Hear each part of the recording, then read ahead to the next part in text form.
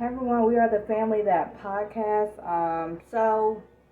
This is like not like the real setup yet, but so I wanted to get on here and do a podcast episode where you can actually see me, and then I'm going to go back to posting the ones I've already done them and stuff like that.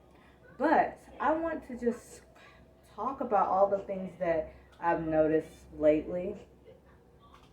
And so I just feel like things in the world is just weird right now, right? It's just like there's a lot of weird things happening. Um, First off, we're talking about people are like, there's so many jobs out here, right? And all this other stuff. And the jobs that are out here are like, every time they talk about it, it's your Taco Bell, it's your McDonald's. And there's nothing wrong with them jobs. You have to work the jobs that you have to work just to get by. But at the same time, why should people have to accept low pay, starved wages, and not be treated well and then still be overworked? So I just think that people honestly don't understand why people don't want to go back to those service jobs. They found peace during the pandemic and realized, you know what, there's a life out here that's better than slaving in somebody else's kitchen. And I don't blame them. And still, we're in a global pandemic with a health crisis, and you don't want to offer workers health insurance. How does that work? Or even dental insurance. Like, I feel like it's crazy anyways that like our health insurance and dental insurance is tied up with the job. I hate that too, because that's why a lot of people don't want to stand for something right now, because they don't want to lose their benefits that come with their job. And poverty is not freedom for a lot of people. And I don't think a lot of people want to give up their life just to say, hey, I stand for this or that. So I feel like people judging people that decide to make a certain choice to keep their job. Like, let's not judge people. People are doing the best that they can. And I'm one of those people that I'll be standing, this is the hill that I'll die on type of thing. But for a lot of people, that choice is not easy to make. Nobody wants to be poor. Nobody wants to lose their car. Nobody wants to lose their things just to say, hey, this is what I believe in. This is my choice that I want to make, if you get what I'm hinting at here. But, so there's that craziness going on. And then there's like the people making other groups out to be evil. So making people out to be evil for a choice that they decide to make. I just feel like, why are we doing that? Like, we're denying people the right to go to the hospital, go to doctors. We're denying their rights to even organ donations right now, because they'll die anyway. So we're saying you'll lose your job if you don't make this choice. You'll lose your house because I only want these types of people to live in my property. Oh, it's like all of those things are happening, and it's just a weird time to be alive. Like, and people are like, well, you've done this all of your life and all these things. You don't know what's in this product or that product or something like that. What if people have become health conscious? And why can't people just have a choice to do what the hell they want to do at the end of the day? So it's kind of weird that now um, they say it's a choice, but then they'll take away everything that you need vitally to survive, right? And then you know that there's no choice. You'll be backed into a corner until you do what I say type of thing. And I want to say that on every 4th of July, I noticed that some people like to say, hey, I'm not going to celebrate this holiday because we're not free. And the thing is, now that your freedoms are really being taken away, do you consider this freedom? Is this freedom to you now? I just don't understand that whole take either.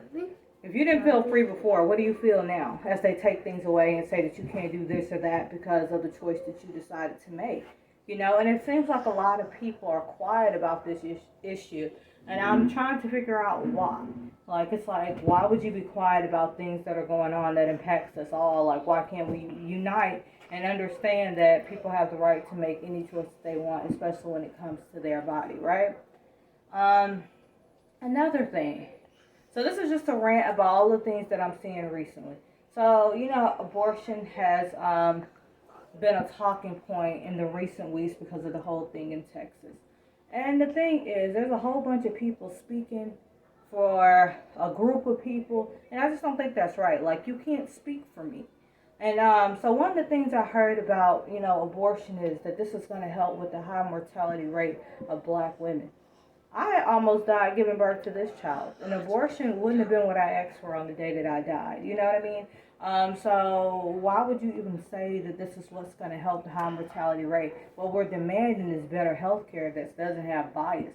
That would be great. But now we're receiving even more bias based on what you decide to do with your body. So I don't think that's going to happen. I think it's going to get worse with the bias.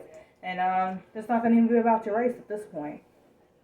So I think that it's crazy that a group of people can say one particular thing about whatever group, and we have to go along with what they say, even if you don't agree with it. It's like, hold on, that's not what I think is the solution here. But they'll say that that's what we need to do. That'd be the talking point always. It's like, this is what we have to do. This is what we have to accept. This is just the way that it is. And it's like, okay, cool. We don't even challenge it. We just go along with it because we think that those talking points are right. And the reason why we think it's right is because it sounds good. But I've always said it doesn't matter how good it sounds. You have to think about how good it is to you, actually. And the reason I'm talking, it seems like I'm talking in code, is because YouTube and all these other places like to censor what you say now, so you can't even be honest about the things that you want to say. And I also don't like that either. Like, every time I post anything about what's going on, I get like a little post that says, hey, this are the resources you need to go to and stuff. And I could be saying something purely about something that I've seen, something that I've witnessed personally, or anything like that, and it's like automatically flagged. It's insanity, like, what's going on right now. Like, I can't even make sense of this. There's like, I remember last year during the pandemic, there was empty shelves, no waters, no tissue, no paper towels, all this stuff, and everybody was like doing videos all over the place and stuff like that. But we still have very empty shelves right now, and I barely see anybody talking about that. It costs so much to go to the grocery store right now. There's just so much going on. Like, I just noticed that my $40 don't stretch at the grocery store anymore. I'm like, this $40 is only going to get me bread, eggs, and cheese, and that's it. And it's kind of like, okay. And I've tried several different grocery stores in my area, and it does not matter. It does not matter. Like, you might save like $1 or $2, but for the most part, your money is not going to stretch at all. And you're getting less stuff. I don't care what nobody say. I like opening up packages of stuff, and there's less stuff in there. So I don't know if I'm crazy or what, but I've been noticing that, and I've noticed that at the start of the pandemic. If I got the picture of what I'm talking about, I'm gonna try to put it here. But so I've been noticing just like all these things going on, and I'm just like, where are the people that are our so-called leaders? When are they gonna speak for us? When are they gonna come and fight for us people that don't want to make this very hard choice, and we don't want to be discriminated against because of the choice that we make? When are those leaders going to come out and march for us? When are we going to organize together? When are we going to say, you know what, enough is enough? When are we going to tell these people no?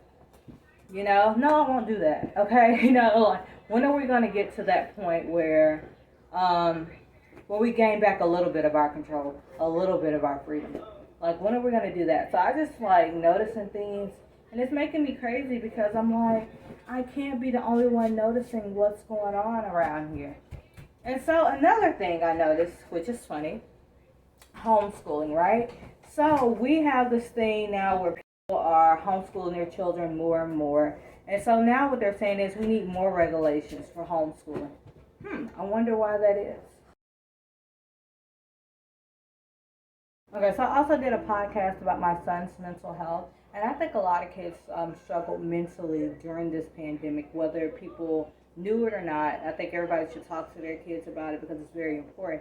My only concern is we say that we care about the kids, but we threw these kids into a learning environment without making sure that they were mentally okay, emotionally okay. And now I'm seeing a bunch of videos about violence in high school, violence in middle school. And I'm like, the reason why is because we haven't addressed the real elephant in the room. We are not making sure that these kids are okay. This pandemic was hard on everybody, so why are we not making sure that the kids are okay? Making sure that, that whatever it is that they're going through, that it's talked about and that they have a safe place to talk about it.